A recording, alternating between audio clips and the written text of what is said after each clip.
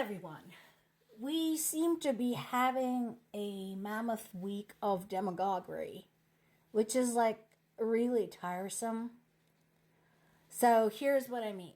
So we had Russian drones violate not one but two countries' airspace, Latvia and Romania. We had a drone that crashed in eastern Latvia, and another one that entered Romanian territory early yesterday. And of course, it was all part of yet another massive attack by Russian military on Ukrainian civilians and infrastructure. Here is the thing. This is something this article does not tell you.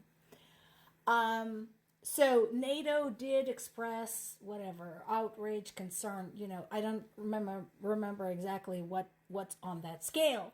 However, you know what would be helpful if some of your representatives vetted what they're saying before they actually say it, because just as NATO was expressing its whatever about this, at least two of its representatives said, well, we don't know whether those drones violated NATO space on purpose. Does it matter?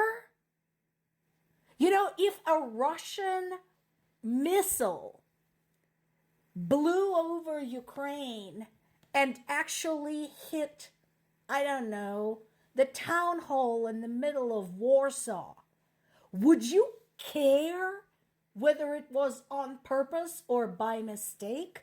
May I remind you that the passenger jet, the Malaysian airline passenger jet that was shot down by Russian militants over 10 years ago, was also not shot down on purpose. It was supposed to have been mistakes. But you know what?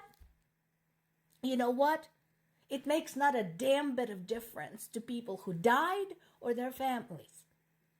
So, kindly shut the fuck up. So there was a round of gubernatorial races in Russia. Not surprisingly, Putin's supporters won. What's amazing about this is that this includes the Kursk region, which basically was left to its own devices by Putin, which he stated publicly. Remember that when he said that resolution of these issues was up to the local government? So, there's no doubt in my mind that a lot of these races were fixed. However, the thing is the question, how did it get that way? We keep hearing about Putin winning over and over and over again, no term limits for him, which enabled him to be in power for the last 20 years. We hear about, people who support him getting elected locally, and not a peep. Remember, Russia is a big country. As of January 1st, 2024, just over 114 million people in Russia were registered to vote. Are you seriously going to sit there and tell me that 114 million people can't do anything about overthrowing an abusive dictatorial government? Maybe the problem is with the people. Just saying. A lot of the news outlets continue to focus on Ukraine's town of Pokrovsk as Russian troops are inching toward it. This BBC article, as well as other news sources, are talking about the evacuation, the concerns by people, what they're thinking about as they're trying to get the hell out of there. Again, the good news is that people have the good sense to evacuate. Of course, the bad news is that we are looking at yet another town that is getting abandoned. And we're looking at more and more people who have no homes or will have no homes to come back to. Because here's the thing, and we've seen this over and over. When Russians are made to work before they take something, they take it out on what's left. So, they have been working on Pokrovsk for a very long time at this point. And the concern is that because they're pissed off about it, cowards that they are, they're going to basically raise it from the face of the earth, as they've done with other towns and villages in Ukraine. The only consolation is again, their progress has been extremely slow. It's really costing them. We talked about this before, that is part of Ukraine's strategy, that if they have to give something out, they make it cost them. And that there are some gains by Ukrainians in other areas. So BBC posted another map, and I mentioned before, they have pretty good maps. And you can see, so the yellow areas are areas where Russians are moving in. And then the purple areas, like the small area near Chasiv Yar, another area to the north of it, and another one in the south at the bottom of the map, those are areas where Ukrainians are actually making progress. So we'll have to see. We don't know if we'll manage to hold on to Pokrovsk. We don't know. There is no telling at this point.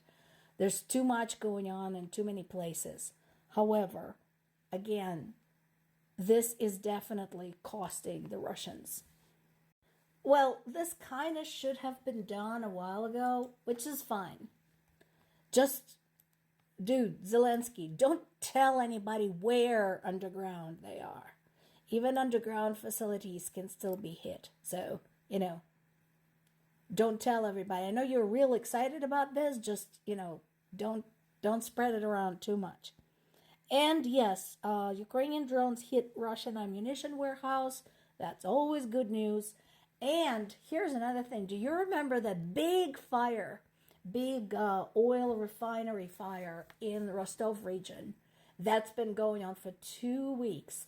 And sometime last week or a little bit earlier, they said that they finally put it out. No, they haven't. So there's been some satellite images that were released that are still showing that it's still burning. Unfortunately, the death toll from the Poltava attack has gone up from 50 to 58. So some people died from their wounds. And there's been an update to the treatment of Russian POWs in Ukrainian custody. They're no longer allowed to call their relatives, I would imagine, for the purposes of security. Okay, this is another bit of demagoguery I was referring to.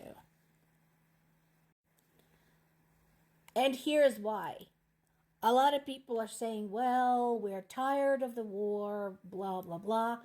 To which I reply, imagine how tired Ukrainians are of the war, especially the ones that are getting bombed every day.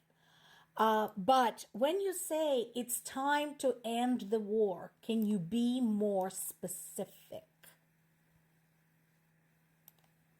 Do you have a specific plan? Have you shown the enemy, the invader, that they have no choice but to back the hell away? Because if your only solution is for Ukraine to surrender 1/5 of its territory and for people to either get out of there or be mistreated by Russians, maybe you need to revise that.